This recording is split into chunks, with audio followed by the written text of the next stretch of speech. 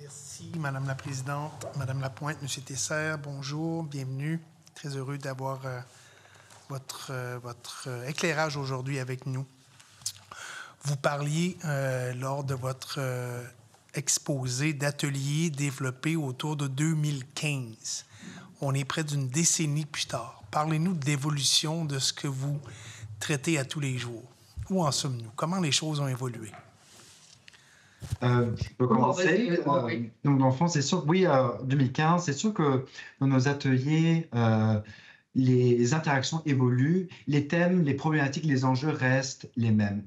C'est vis-à-vis la relation saine avec les écrans et comment gérer son temps et aussi de développer cet esprit critique chez les jeunes ou chez les personnes, chez les individus. Comme adulte, moi, je ne vais pas m'exclure non plus. Et après, c'est sûr que les techniques, les stratégies de la part de l'industrie vont évoluer. Donc, nous, on les aborde, mais ça reste des stratégies. Donc, après, c'est pouvoir les identifier et les partager avec les jeunes. Et en fait, les jeunes sont souvent au courant ou peuvent les observer, qui se font comment dire, manipuler, ou qu'il y a une stratégie derrière, où il y a une volonté de les garder le plus longtemps possible à travers les écrans, que ce soit à travers le visionnement, à travers les jeux vidéo, les récompenses, etc. Donc, pour répondre à la question, l'évolution, on voit par contre depuis le début, quand on avait commencé en 2015, c'était quelques années après l'arrivée de la tablette, le iPad, il y avait vraiment une fascination pour ce nouveau technologie. On voyait les bienfaits dans l'éducation, on voyait, c'était nouveau. Alors qu'aujourd'hui, 10 ans plus tard, il y a un recul, il y a une observation qui s'est faite par rapport, oui, il y a des côtés positifs, c'est des outils.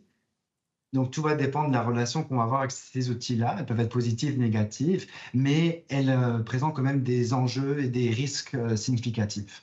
Donc, j'ai envie de dire, il y a une meilleure prise de conscience de la part des directions, des écoles, des parents et des jeunes également vis-à-vis leur relation aux écrans. Est-ce que tu voulais ajouter autre chose? Non, ça va. Je ne sais pas si ça répond à votre question. Peut-être juste rajouter, si vous me permettez, Madame la Présidente, vous nous dites aussi, puis je trouve ça intéressant, les jeunes ne sont pas naïfs au point de ne pas comprendre la situation à laquelle ils participent d'une certaine façon. Ils sont conscients de leur vulnérabilité. Oui, vraiment. Puis, ce qui est vraiment intéressant, nous, on les rencontre au début du secondaire. Alors, ils ont déjà, évidemment, quelques années derrière la cravate, si je peux dire, en termes d'utilisation des écrans.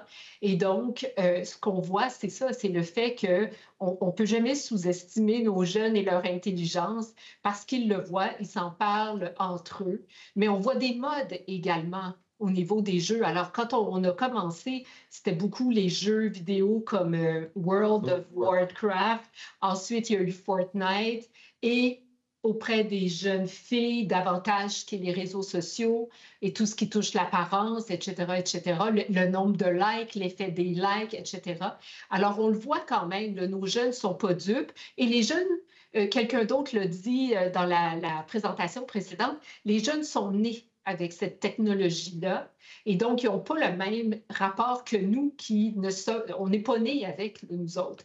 Alors, c'est quand même intéressant de voir la lucidité des jeunes. Merci beaucoup.